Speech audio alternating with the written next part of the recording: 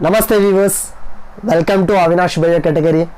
So in the last video we focused on that transcription process, how actually the mRNA is going to be produced. So how that mRNA production is little bit different in case of prokaryotes and eukaryotes. So in their enzymatic point of view, in their simplicity as well as in complexity. So after that the transcription, so it's a continued part, that is a further step to the transcription process. So that is a translation process. Today in this video I think since the concept is vast, and one more thing, from 2015 onwards, if you consider in the last year NEET examination question papers, from this particular chapter, if we observe the different questions, what questions have been asked from this chapter, so there we can majorly we can see the questions arising from this translocation concept majorly. So in your NEET point of view, from that point of view, it is considered to be the major concept, that is translation, not translocation, translation. So previously we discussed, we focused on that transcription. So this is the further next step to the translation, that is a translation. That is the protein synthesis, how exactly the protein is going to be synthesized. So this is as compared to the transcription at most important concept. Since the concept is little bit vast, so I hope the video will be in the two sessions, part 1 and part 2. So in this part let us consider some introduction, that means enzymes, different requirements, what are the background materials which have been used for this translation process. So in this video let us focus on that one, translation process, how exactly the protein is going to be synthesized, right?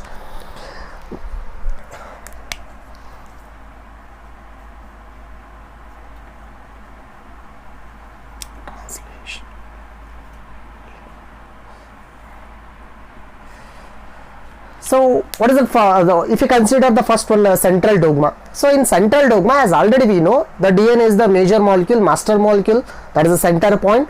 So from the DNA the mRNA has been produced, that is RNA has been produced, that is the transcription. From that RNA, from that mRNA along with rRNA and tRNA, the next process to be completed is translation.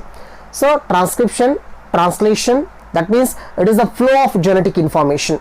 So whatever the hidden information present in the DNA, that hidden information has been transferred through the RNA in the form of protein finally. So that protein get modified into enzyme or hormones or whatever the chemical it may be.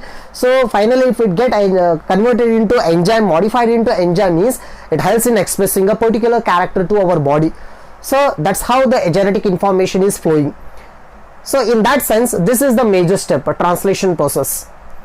And one more thing, this translation process, it is decoding the information present in the DNA.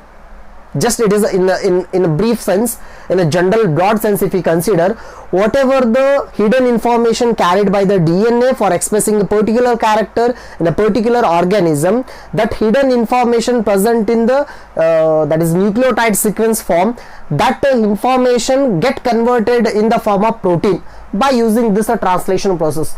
For this process to happen, many different kinds of enzymes have been used, many different materials have been used, and the location of this translation is the cytoplasm. This process occurs in the cytoplasm. Along with that one, in eukaryotes, other two places are also there, right? So here, if we consider this a translation process, means it is the process of polymerization of amino acids to form polypeptide chain. So this is in the general sense, it is the polymerization. Polymerization means joining of what? Amino acids to form what? A chain. That is, what is a chain? Polypeptide chain. This polypeptide chain, it is a primary structure actually. If that primary structure get modified into the secondary or tertiary form, means it get activated, and then we will call it as a protein or enzyme by the different names. So this is, for that to happen, this is the previous step, that is a translation after the transcription here. Now imagine the mRNA get ready, either it may be prokaryotic or eukaryotic, mRNA is ready, but in case of eukaryotic, mRNA produced in the nucleus and get entered into the cytoplasm. But in case of prokaryotes, already since there is no nucleus, there is no nuclear membrane, so transcription, translation both occurs in the cytoplasm itself. So in that sense, if we consider again the translation process, it is a little bit different in case of prokaryotes and eukaryotes in kinds of the raw materials have been used here. Now in this video, let us focus the requirements, the materials used for this translation process, raw materials.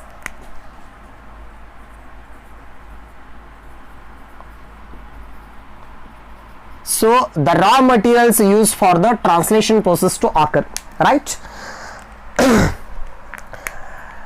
So here the first material, that is ribosome. So as already we know, the ribosomes are considered to be the protein factories, right? Why these are considered to be the protein factories means, so here in this place itself the protein is going to be produced, polypeptide chain is going to produce. And why rRNA is at most important here means, this rRNA, it is made up of, the ribosome get made up of rRNA, that is a ribosomal RNA. So keep one thing in your mind, for translation process to occur, 3 RNAs have to be combined, mRNA, tRNA, rRNA, MTR. So here the rRNA, it is present in the form of ribosome along with some proteins in the form of foldings, in the form of clumped together folding forms. So the ribosome is at most important here for this process to occur. We will get the rRNA here. And the second one is as usual, that is mRNA. So messenger RNA, this is ribosomal RNA. Next one, messenger RNA. Messenger RNA in case of eukaryotes, when it get produced starting, initially it was in the inactive form, that is the hnRNA, heterogeneous nuclear RNA. So that get converted into mRNA by the post transition process. As already we know, splicing, capping, tailing. After all these modifications, we get the mRNA. That mRNA now it is present in the cytoplasm. In the cytoplasm, we are having the ribosome. What is the next RNA we need? That is a tRNA. Next one is tRNA. So here a T means a transfer RNA. So transfer RNA work is transferring amino acids present in the cytoplasm. Here the cytoplasm, we will refer it as a pool of many different chemicals. So from many different chemicals, so tRNA, it will pick up the selected amino acids, and those amino acids are brought to the ribosome structure, that is to the factory. So these are 3 RNA we need here. And here along with that one we need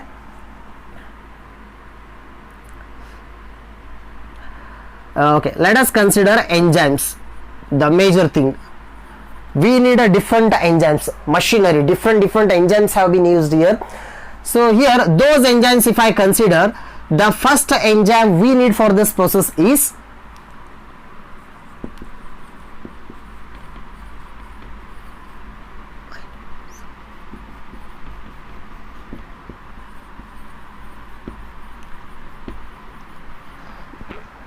amino acyl tRNA synthetase. So this is the enzyme. So let us see its work in the later portion. The next enzyme needed is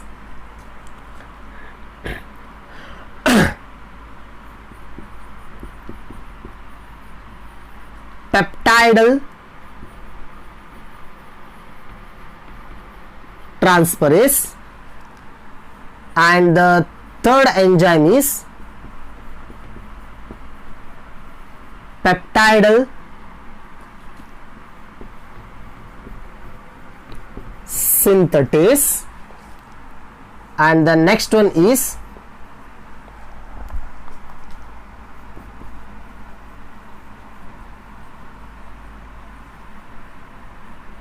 transformylase, and the fifth one is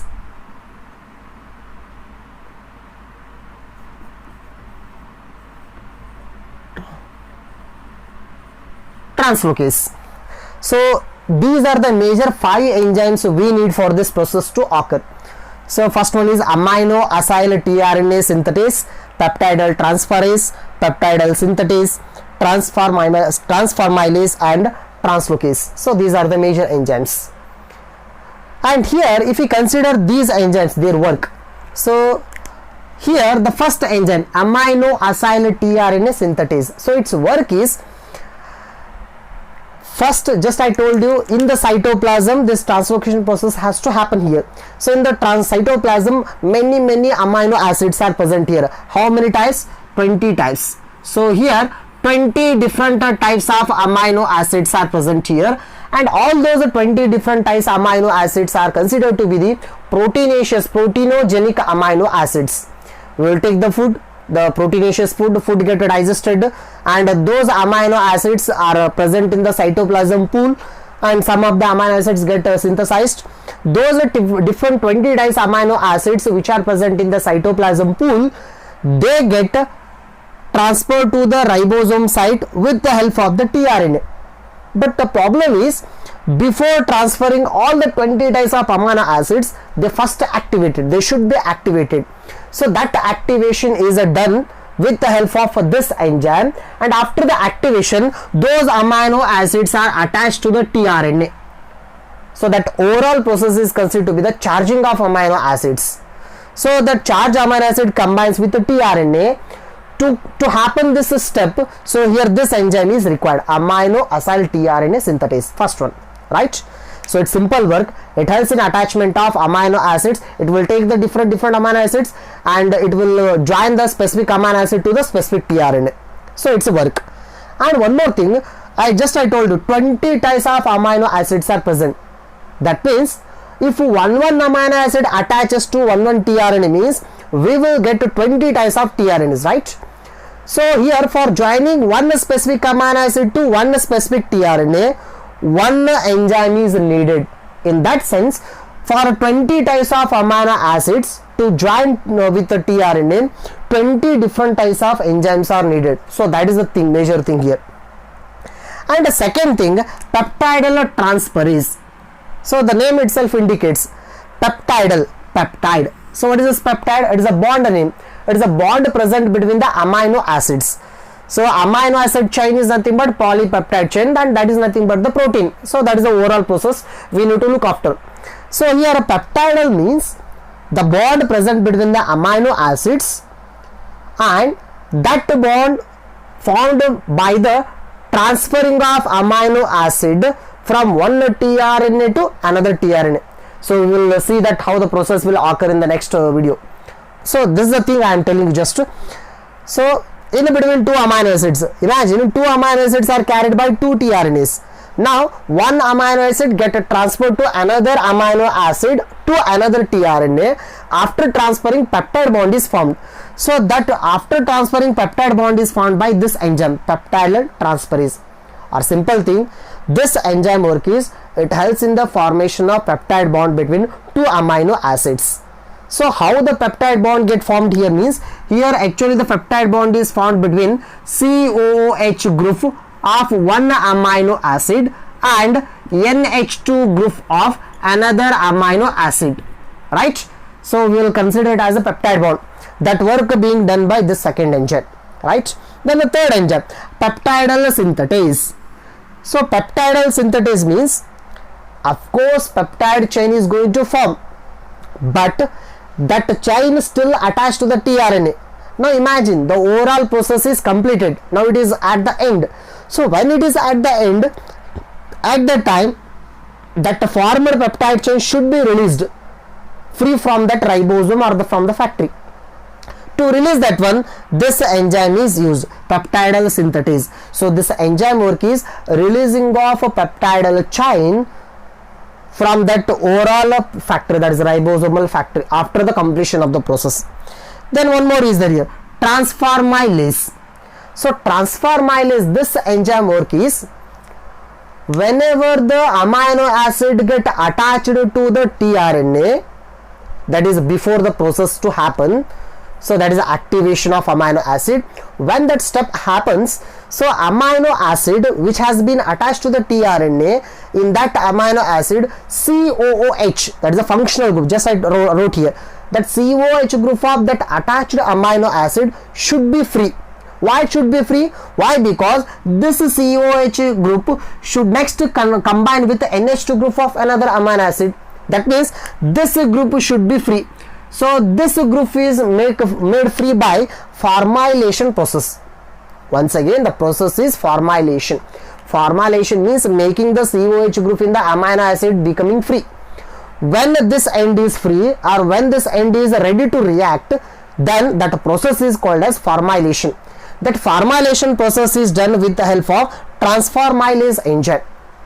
Yes, and the last one is translocase. So the name itself indicates translocase enzyme work is, just imagine if this is the mRNA means here the ribosome get attached here. Okay, now the ribosome has to move on this mRNA strand, that is from 5' to 3' direction. Always a movement here. Synthesis of new RNA, synthesis of new DNA strand, reading of nucleotide sequence. So all the process should occur from 5' to 3'. Now the ribosome is moving from 5' to 3'. Imagine this is the 5' and this is 3'. When the ribosome is moving, it should change the location on the mRNA from one codon to another codon. When the ribosome is moving from one codon to another codon on the mRNA strand, so this enzyme is used, translocase enzyme. That means it helps in the translocating the enzyme, ribosome position on the mRNA.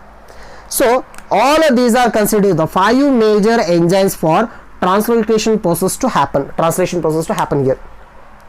Along with that one, we are having some other factors. The fifth requirements, we are having some protein factors. Protein factors or sometimes mineral factors. So those factors are particularly, usually those are the mineral factors. Let us consider 1 minute.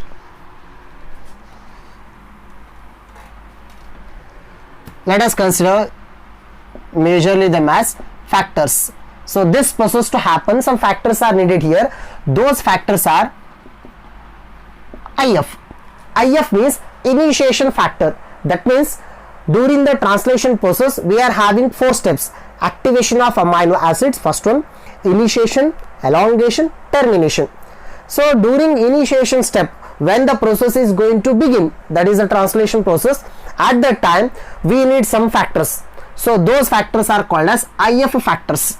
So in IF factors we can see the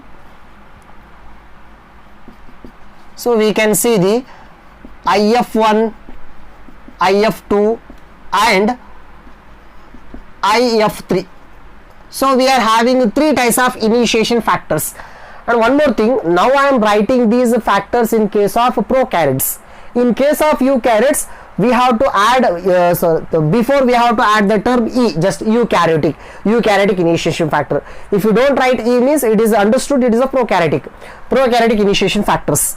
So here IF1, IF2 and IF3, so these are the 3 factors used for that process, initiation process here. And briefly if we consider their work, so here just I wrote here IF1, that is initiation factor 1, its work is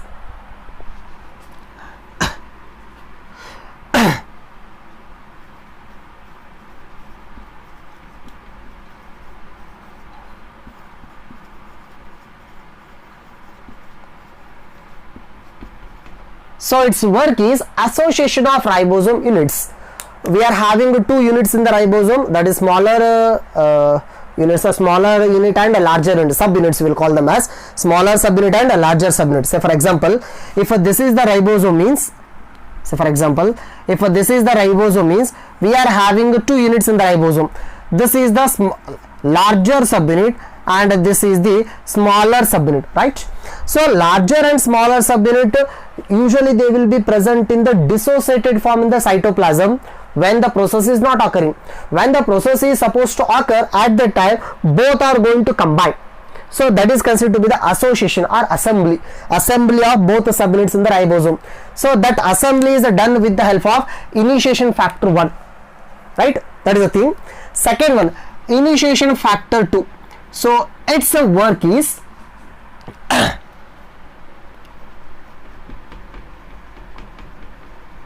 attachment of first tRNA, right here. So here the first tRNA molecule which is supposed to begin the process, that tRNA molecule is attached with the help of this initiation factor 2. Say here in the ribosomes we are having three sites, that is P site, A site and E site. So in the next video we will come to know what is the meaning of those sites. So here P site and A site, here the tRNA molecules are attaching here along with their amino acid, carried amino acids. So when they are attaching here, first amino acid get attached at P site in the ribosome unit. So when the first tRNA is attaching, so it attaches with the help of initiation factor 2, right? And the next one is initiation factor 3. So actually this is the first working initiation factor. So this initiation factor work is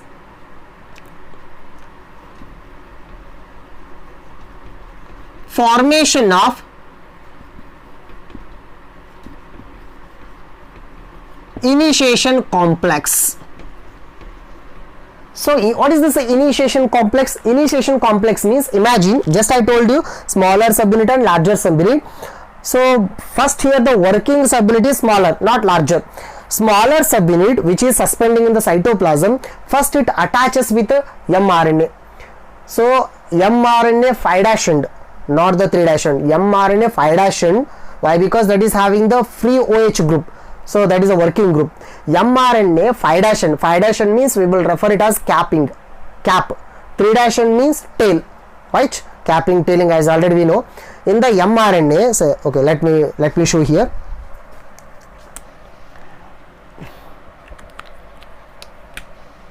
So imagine this is the smaller subunit, and this smaller subunit it get attached to the mRNA. So mRNA, this is the 5' and this side 3'. That means cap of mRNA present this side, and this side portion get attached to the smaller subunit of the ribosome.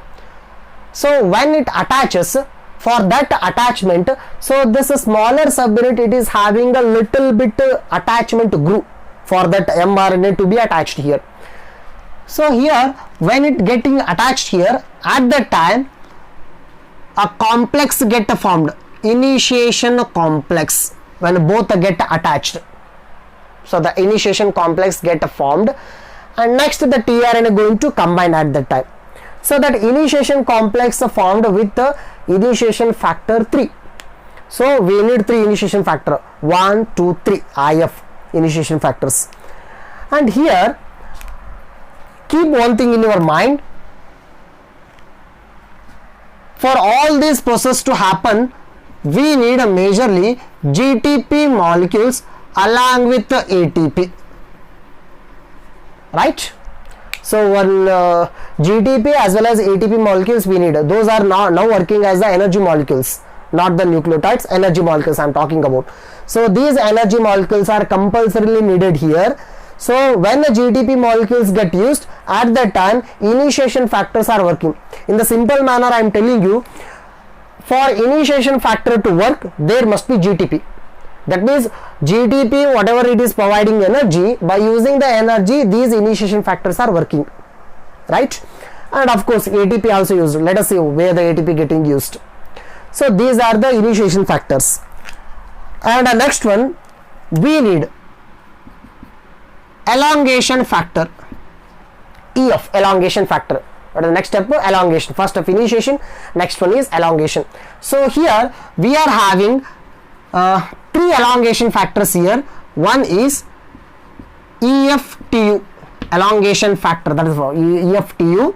Second one is EFTS, and third one is EFG.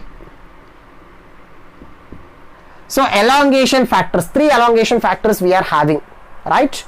And here those are also having different works to perform here. So here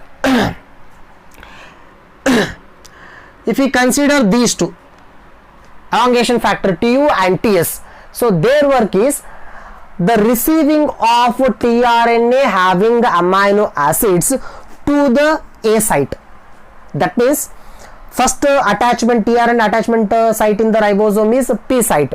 After the P site, next site is tRNA. Next tRNA molecules are attaching here. Those tRNA molecules get received with the help of these factors, elongation factors. Why? Because the chain is going to elongate. And here this is having a little bit different work. So there last one, that is the third elongation factor. So it majorly used whenever the process is supposed to terminate. That means when the mRNA is moving here, so imagine here the larger subunit get attached, so now it is moving in 5' to 3' direction. Suppose here the terminator sequence is present, terminator codon is present on the mRNA, then the movement get stopped here, that means process is going to end at that time. So this elongation factor finally it is used at that moment, right? We are having three types of elongation factors, and along with that one we are having terminator factors. Initiation factor, elongation factor, next one is termination factors. So terminator factors, we will refer them as RF. We will also call them as RF. RF means releasing factors. Releasing means when the process get completed, then whatever the product get formed, that is going to be released. So that is the RF. So here we are having RF1 and RF2, two releasing factors here. So here these two releasing factors are going to terminate the process when the movement of ribosome, when it touches this last terminator codon. So already we know that we are having three terminator codons, as already we know. First one is UAG, UGA, UAA. So these are the terminator codons. When those terminator codons are present in the mRNA, there is no attachment of any tRNA at that place. That means process is completed here. Then who will find those?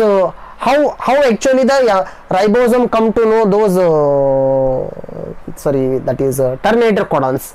So actually that those codons get recognized by these releasing factors here.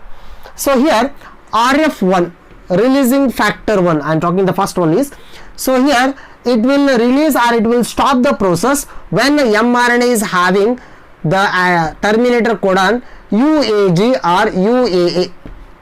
When these two are present, then RF1 will work. When mRNA, if it is having UGA or UAA, that means UAA is common both the side, UGA that side, UGA. When this terminator codon present on the mRNA, then this RF2 will work. So these are the at most important factors along with these enzymes, along with these major raw materials. And the normal last one, along with this, as usual we need Mg+2 ions. That means majorly Mg+2 ions will help during the assembly of subunits, smaller subunit and larger subunit. This is smaller and this one is larger. When the subunits are going to attach, at that time these Mg+2 ions getting used. And along with that one, just I wrote there only. So ATP and GTP, these molecules are majorly used, and in one sense we can say that. So what is our aim here? Polypeptide chain formation. That means attachment of many amino acids to form one chain, polypeptide chain. So here for one amino acid to attach, we need 1 ATP and 3 GTP. So this is the thing here. That means for attachment of one amino acid to form a polypeptide chain, for every one amino acid to attach, we need 1 ATP and 3 GTP molecules.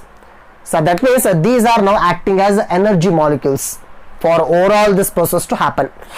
And keep one more thing in your mind, for all these factors, either initiation factor, elongation factor or termination factors, when they are adding and removing, when they are adding, at the time GTP get converted into GDP.